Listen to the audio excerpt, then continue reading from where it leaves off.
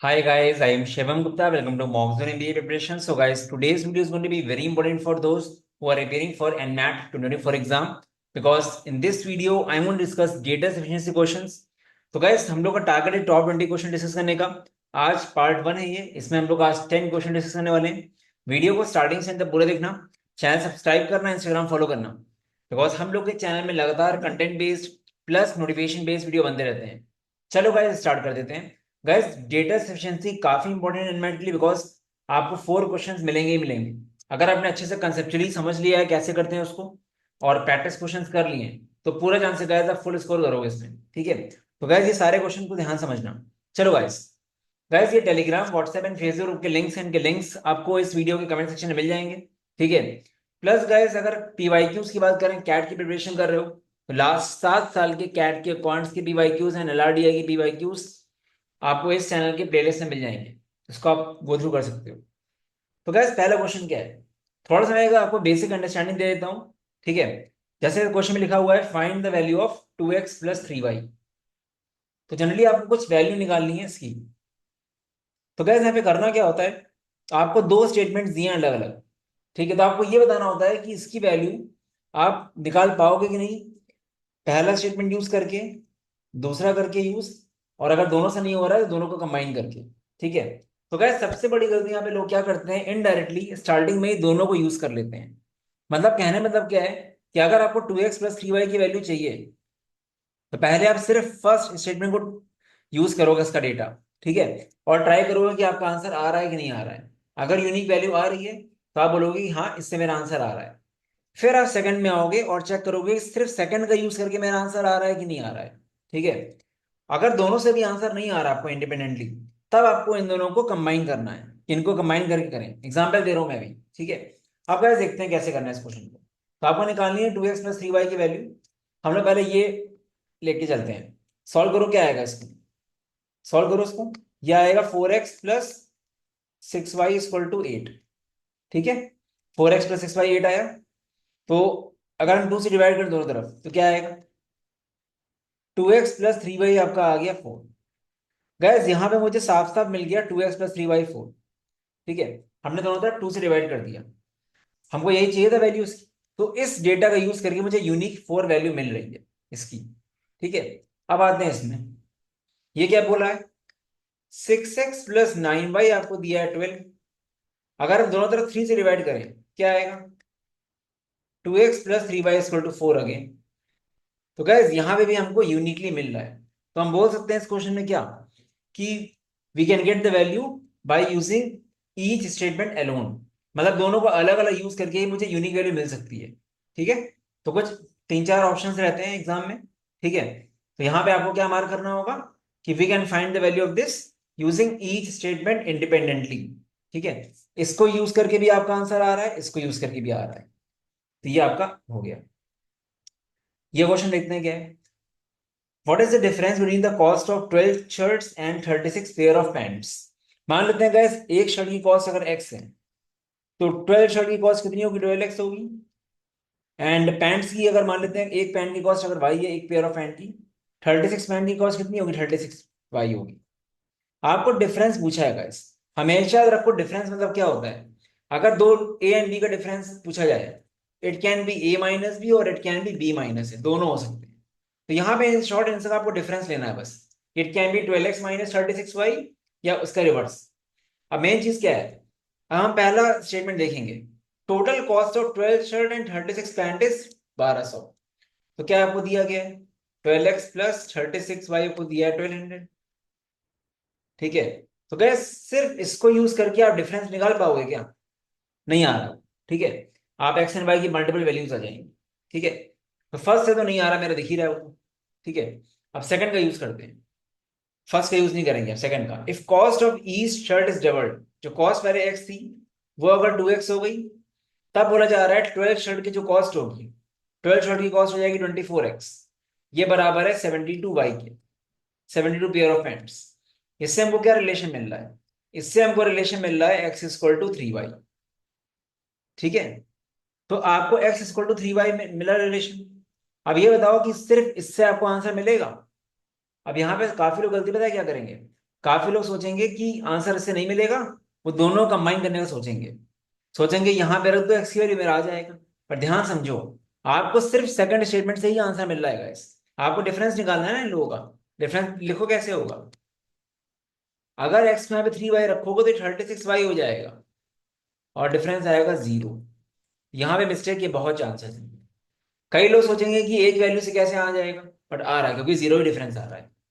तो आप इसका आंसर क्या दोगे, इसका आंसर आएगा we can find the value using only one statement alone but not the other. ऐसा ऑप्शन दिया रहेगा। तो इसमें आपका आंसर सेकंड अलोन से आ रहा है। जब दोनों से अलग अलग ना आए तभी कंबाइन करना है आपको उसको। ठीक है, तो गैस डीएस में समझने में फोकस ज्यादा करो ना कि नंबर ऑफ क्वेश्चंस पे। ठीक है, तभी हम थोड़ा बेसिक से ही पढ़ाना चाह रहे हैं।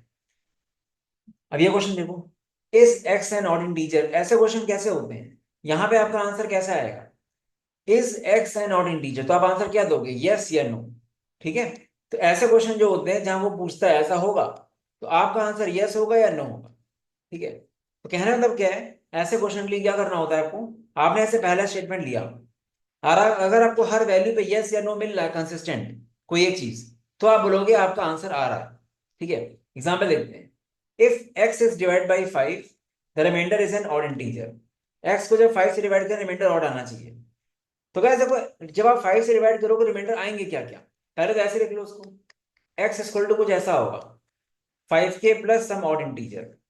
अब आप बताओ कि किसी भी नंबर को जब 5 से डिवाइड करोगे ऑड इंटीजर्स ऑड रिमाइंडर्स क्या क्या आ सकते हैं, 1 और 3, यही आ सकते हैं। तो कर लेते हैं, आपका नंबर या तो 5k+1 हो सकता है या नंबर आपका 5k+3 हो सकता है। क्योंकि रिमाइंडर तो डिविजन छोटा ही होता है ना, रिमाइंडर आपका 0 से 4 के बीच में होगा। और रिमाइंडर कौन से हो सकते हैं, 1 और 3 बस। ठीक है, ये आपका हो गया। अब गैस देखो, अब अगर हम k को रखें 1 तो मेरा आ रहा है इवन नंबर, अगर हम k को रखें 2 तो मेरा ऑड नंबर। तो x can be even and not both. Same यहाँ पे k को 1 रखोगे इवन आ रहा है, k को 2 रखोगे 13 आ रहा है, फिर इवन और बोथ। तो यहाँ पे मुझे यस एंड नो दोनों साथ में मिल रहे हैं, तो मैं इससे आंसर नहीं दे पाऊंगा। ठीक है, मतलब हमें कंसिस्टेंटली हर वैल्यू के लिए यस या नो मिलना चाहिए, अगर किसी में यस किसी में नो तो गड़बड़ है। अब सेकंड वाले में आ जाओ, is x if x is divide by 4 remainder is an odd integer. 4 से डिवाइड करेंगे तो क्या रिमाइंडर आएंगे, ऑड 1 और 3। तो 4k+1 4k+3, तो क्या ये हमेशा ऑड रहेंगे, ये हमेशा ऑड रहेंगे गाइस। क्यों, के को आप कुछ भी रख दो ये चीज हमेशा इवन रहेगी, और इवन प्लस ऑड हमेशा ऑड होता है। तो यहाँ पे चाहे यहाँ पे, ठीक है, आपको हमेशा ये चीज ऑड मिलेगी और यही तो एक्स है आपका। तो सेकंड वाले से हो रहा है, सेकंड वाले से हो रहा है यस, मतलब हमें हर वैल्यू के लिए आपको ऑड मिलेगा ही मिलेगा। तो वो आंसर क्या आएगा, आंसर आएगा by using second statement alone we are getting the answer. मतलब ऐसे बोलोगे आप, एग्जैक्टली वन स्टेटमेंट से हमारा आंसर आ रहा है दूसरे से नहीं आ रहा, ये आपका आएगा। तो गाइस नंबर्स एंड अलजेब्रा में सबसे टफ क्वेश्चन बन पाते हैं। ठीक है, बहुत समझ ले करना पड़ेगा। When integer x is divide by 2 the remainder is 1। Simple सा ऐसे लिखेंगे सर, जब x को 2 से डिवाइड करें रिमाइंडर बना रहा है x इक्वल टू 2k+1, ये कुछ ऐसा फॉर्म का नंबर होना चाहिए। हमें बोला जा रहा है what is the remainder when x is divide by 4। हम सिर्फ पहला स्टेटमेंट लेते हैं, when x is divide by 8 remainder is 3। x को जब आप 8 से डिवाइड करते हो रिमाइंडर 3 आता है, तो 8t+3 फॉर्म का नंबर होगा, ये भी तो x ही है। अब गाइस इसको अगर आप 4 से डिवाइड करो तो ये तो हमेशा 0 देगा, रिमाइंडर आपका 3 हमेशा आएगा। तो पहले स्टेटमेंट से आपको हर हाल में रिमाइंडर 3 मिलना ही मिलना है। ठीक है, तो ये हमारा सही है, पहले से मेरा आ रहा है। ठीक है, x is a multiple of 5। Example से देख लो, x मल्टीपल है 5 का, जब 5 लोगे तब रिमाइंडर आपका 1 आ रहा है, जब आप 10 ले लोगे रिमाइंडर आपका 2 आ गया।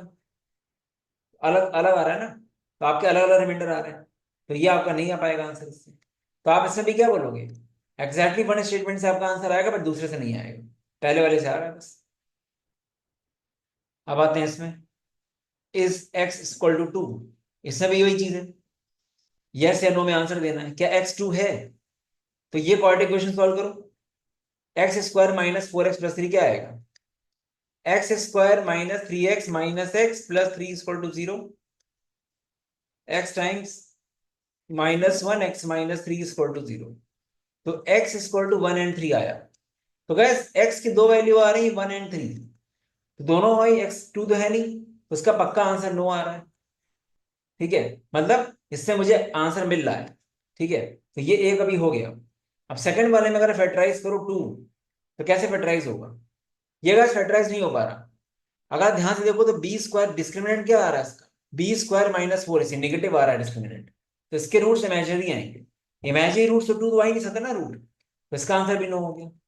तो क्या बोलोगे, इंडिपेंडेंटली दोनों स्टेटमेंट से मेरा आंसर आ रहा है, इससे भी मेरा आ रहा है, इससे भी आ रहा है। हमको हाँ या ना में जवाब देना है बस। तो पहले केस में नो आ रहा है, दूसरे केस में भी नो आ रहा है, तो मेरा दोनों से ही आंसर आ गया। हम बोल पा रहे हैं कि नहीं है, मतलब 2 मेरा नहीं है एक्स। ठीक है, कॉन्फिडेंटली बोल पा रहे हैं ना 2 नहीं मेरा। What is the sum of roots of the quadratic equation ax square plus bx plus c is equal to 0? हमें सम ऑफ रूट्स निकालना है, एक्चुअली क्या निकालना है हमको, -b/a की वैल्यू निकालनी है मुझे।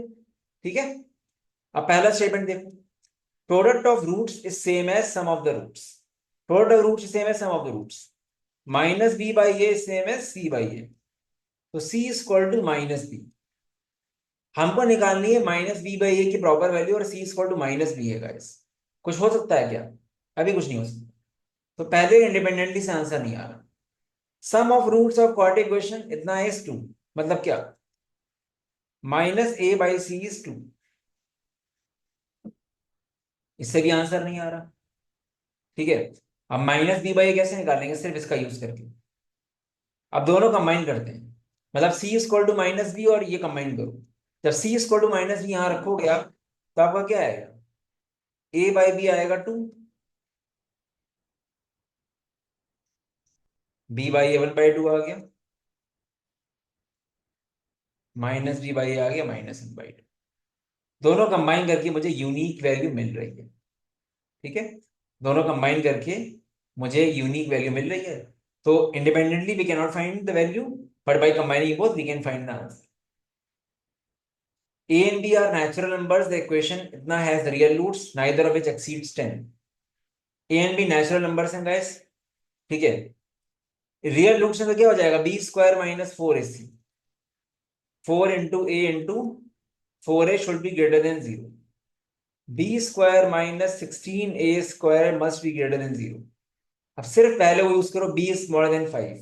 तो b क्या क्या ले सकता है, नेचुरल नंबर है 1 से लेकर 4 तक। b 1 रखेंगे a इंटीजर नहीं आएगा, पॉजिटिव नेचुरल नंबर नहीं आएगा। b 2 रखेंगे तब भी फ्रैक्शन में आएगा, b 3 रखेंगे तो 3/4 कुछ आएगा, रेंज आएगी। b को जब 4 रखोगे गाइस, 16 - 16a², ये आपका क्या, 16 काट दो, a² - 1 इतना, तो a आपका लाई कर रहा है -1 से 1। अब a -1 से 1 लाई कर रहा है, बट क्योंकि a नेचुरल नंबर बोले ही है, तो a क्या ले सकता है, a सिर्फ 1 ले सकता है, तो a की यूनिक वैल्यू 1 आ गई जो पॉसिबल है। तो पहले से हम निकाल सकते हैं a की वैल्यू 1, क्योंकि नेचुरल नंबर तो क्वेश्चन में दिया हुआ है ना गाइस, इसलिए। अब दूसरा देखते हैं, a smaller than equal to 2। तो a smaller than equal to 2 में क्या आपको पूछा गया, a निकालो। a आपका 2 या 2 से छोटा है। ठीक है, तो a क्या क्या ले सकता है, 1 और 2। ए आपका 1 and 2 ले सकता है। ठीक है, अब फिर यहाँ पे रखो कि भी इंटीजर आ रहा है कि नहीं। अभी तो मुझे दिख रहा है कि ए मेरा 1 and 2 हो सकता है इसमें, बट यहाँ पे रख के देखो ना ये सेटिस्फाई कर रहा है कि नहीं। ए को जब 1 रखेंगे तो क्या आएगा, ए को जब 1 रखोगे तो b² > 16, तो b की बहुत वैल्यूज आ जाएगी। ठीक है, सिमिलरली ए को जब 2 रखोगे तो b² आएगा 64 से बड़ा है बराबर, बी की बहुत सारी फिर वैल्यूज आएंगे इंटीग्रल। तो इसमें आपका ए यूनिक नहीं आ रहा, ए की दो वैल्यू आ रही है 1 and 2। ठीक है, तो दोनों वैल्यूज के लिए बहुत सारा कुछ आ रहा है, तो ए की कोई यूनिक वैल्यू नहीं है। ठीक है, तो सिर्फ 1 से हम निकाल सकते हैं, ओनली 1 स्टेटमेंट से। Q is a quadratic expression in x, find its maximum value। Guys maximum minimum value quadratic में कैसे आती है, -b/4a से आती है। आपकी क्वाड्रेटिक इक्वेशन अगर ax² + bx + c है, और x² इक्वेशन अगर नेगेटिव है, तब आपको मैक्सिमम मिलेगा। तो फिलहाल अभी डिस्क्रिमिनेंट आपका -12 है, d आपको -12 दिया है, बट एक और -4a, a आपको कुछ दिया नहीं है, तो आप कुछ नहीं कर सकते पहले से। तो फर्स्ट अकेले से नहीं आएगा। कोफिशिएंट ऑफ x² -1 दिया है, मतलब ये चीज आपको -1 दी है, बट सिर्फ इससे आंसर आ जाएगा क्या, कैसे आएगा, इससे भी नहीं आएगा। बट अगर दोनों कंबाइन कर दें तो आ जाएगा। इससे क्या पता चलेगा, इक्वेशन आपकी कुछ इस तरह से है फिर। और डी आपको दिया है -12, दोनों कंबाइन कर देंगे तो आप कर दोगे -12 अपॉन 4 × -1 -3, दोनों कंबाइन करके आपको मैक्सिमम वैल्यू मिल गई -3, कंबाइन करके आ रही है मैक्सिमम वैल्यू। तो by using both the statement together we are getting the answer. ठीक है, P and Q are natural numbers, find the value of P upon Q। P square plus Q x plus Q, पहले independently देखते हैं इसको, real roots कब होंगे, B square -4ac > 0। तो Q square -4pq > 0। अभी के लिए आप चाहो तो क्यू कट भी कर सकते हो, क्यू > 4p। तो p बाई क्यू क्या आएगा, p बाई क्यू इसमें आएगा गाइस आपका 1/4 इससे इक्वल या छोटा, पहले वाले केस के लिए। दूसरे केस के लिए आएगा 16p² -4pq > 0। 16p -4q > 0। तो यहां से आपका आ जाएगा p बाई क्यू 1/4 से बराबर या बड़ा। तो यहां पहले वाले में कोई आपको नहीं मिल नहीं पा रहा unique value p by Q की। ठीक है, पहले वाले में कहां मिल पा रही कोई यूनिक वैल्यू, और दूसरे वाले में भी आपको यूनिक मिल पा रही है। बट दोनों कंबाइन करते तो क्या होगा, इक्वालिटी लगी, तो हम ये बोल सकते हैं p बाई क्यू मेरा 1/4 तो हो ही सकता है ना। तो गैस फर्स्ट वाले से इंडिपेंडेंटली आंसर नहीं आ रहा क्योंकि रेंज आ रही है, सेकंड वाले से भी रेंज आ रही है, बट कंबाइन करके इक्वालिटी दोनों में आ रही है, p बाई क्यू 1/4 हो सकता है। तो by combining 4 we are getting the answer, but वैसे नहीं मिल रहा। ठीक है, are the roots x² + ax + b equal given that they are integers. क्या रूट्स इक्वल हैं, given that they are integers, integral roots हैं, ये दिया गया। तो गाइस अगर मैं मान लेता हूँ एक रूट में मेरा p है, दूसरे रूट मेरा q है। ठीक है, तो p + q क्या हो जाएगा, सम ऑफ रूट्स -b/a। pq क्या हो जाएगा, pq हो जाएगा b। ठीक है, अब गाइस पहला देखो, अगर a + b 0 है मतलब क्या, a = -b, मतलब अगर ये दोनों बराबर हो जाएंगे डेफिनेटली p + q = pq। अब गाइस हमको देखना है कि क्योंकि मेरे p एंड q इंटीजर भी हैं, ठीक है, ये इंटीजर तो इक्वल होंगे कि नहीं, थोड़ा सा सॉल्व करना पड़ेगा इसको। pq - p - q = ये आपका आ गया 0। अब जरा p कॉमन लो, q - 1, अब यहां से -1 कॉमन लो, q - 1। अब यहाँ पे हमने q - 1 कर दिया सेम करने के लिए, बट अंदर जब मल्टीप्लाई करोगे तो -q + 1 है, ये तरह से हमने यहाँ पे +1 ऐड किया और -1 सब्सट्रैक्ट भी करेंगे। तो ये मेरा ऐसा आ रहा है, थोड़ा सा इंटीग्रल सॉल्यूशन का पार्ट है। अब गैस क्योंकि p एंड q आपके इंटीजर्स दिया हुआ है, तो ये भी इंटीजर होगा, ये भी इंटीजर होगा, तो दो इंटीजर वर्ड 1 है, तो कैसे आ सकता है, या तो ये दोनों 1 1 हो या दोनों -1 -1। अगर p - 1 और q - 1 दोनों 1 ईच हैं, तो p एंड q क्या होंगे, 2 होंगे, तो दोनों इक्वल रूट्स हो गए। और अगर p - 1 एंड q - 1 -1 है, तो दोनों रूट्स क्या होंगे, दोनों रूट्स आपके फिर 0 होंगे। तो कोई भी केस लो आपके रूट्स इक्वल आ रहे हैं, वैल्यू से मतलब ही नहीं है। उसने क्या पूछा आपसे, उसने पूछा है कि रूट्स इक्वल होंगे कि नहीं होंगे, इंटीजर्स हैं, रूट्स इक्वल होंगे, तो पहले से इंडिपेंडेंटली मेरा आंसर आ रहा है। बहुत अच्छा क्वेश्चन है और बहुत अच्छी नॉलेज चाहिए उसके लिए, पहले से आ रहा है। Roots are reciprocal to each other. अब रूट्स अगर रेसिप्रोकल है तो क्या होगा, रूट्स रेसिप्रोकल मतलब क्या, एक रूट अगर p है तो दूसरा रूट उसका रेसिप्रोकल है, प्रोडक्ट रूट्स क्या होता है इसमें, प्रोडक्ट रूट्स इसमें होता है आपका 1, प्रोडक्ट रूट्स इसमें होता है आपका 1। ठीक है, व्हेन रूट्स आर रेसिप्रोकल, ये आपका हो गया। ठीक है, अब गाइस देखो, अब गाइस ये प्रोडक्ट अगर रूट्स आपके इंटीजर्स है तो क्या होगा, या तो ये 1 × 1 होगा या -1 × -1 होगा, तो दोनों में इक्वल तो वही है, या 1 1 कर दो या -1 कर दो, आंसर आएगा ही आएगा। ठीक है, तो आपका दोनों से आंसर आ रहा है इंडिपेंडेंट, बोल सकते हो कि we can find the value independently. ठीक है, तो गाइस आई गेस आपको वीडियो अच्छा लगा होगा, फिर से बार वीडियो देखना और समझने फोकस ज्यादा करो, वैरायटी फोकस करो गाइस, समझने फोकस ज्यादा करो, बहुत ज्यादा वॉल्यूम पे मत जाओ। ठीक है, structure preparation is the key. बाकी गाइस अभी भी टाइम है, प्रॉपर स्ट्रक्चर में प्रिपरेशन कर रहे हो, हम लोग का 2 नवंबर से बैच स्टार्ट हो रहा है कल से। ठीक है, मतलब आज रात तक आपको डैशबोर्ड वगैरह मिल जाएगा, 100 hours of recordings, practice sheets, PYQs, live session, 400 question top के कवर करेंगे लाइव क्लास में।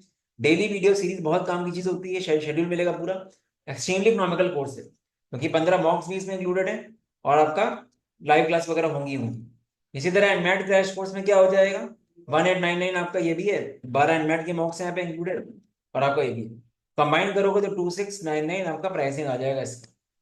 ठीक है, तो ये आपका कंबाइंड आ जाएगा प्राइस। तो guys NMAT snap crash course का ये आपका समरी है, देख सकते हो इसको। ठीक है, तो यहाँ पे कवर हो जाएगा सब आपका। गाइस अगर बात करें एसआरसीसी वगैरह की, तो 7 या 8 नवंबर से हम लोग का शेड्यूल स्टार्ट हो रहा है बैच। ठीक है, तो गाइस ये मॉक्स है 1999 ओनली के, ये आप चेक कर सकते हो अगर आपको मॉक्स ही लेने हैं तो, बट क्रैश कोर्स ज्यादा इकोनॉमिकल पड़ेगा। बाकी रिजल्ट्स एंड रिव्यूज हैं, चेक करो। ठीक है, यू कैन चेक दिस। एक प्रॉपर स्ट्रक्चर में करोगे तो आराम से आपका अच्छे से हो जाएगा। ठीक है, चलो guys all the best, bye bye. बाकी नंबर यहाँ पे व्हाट्सएप कर देना, कोई डाउट हो तो monsoon.in में जाना। ठीक है, आपको वो डिटेल्स मिल जाएंगी रिगार्डिंग द कोर्स। चलो guys all the best, bye bye.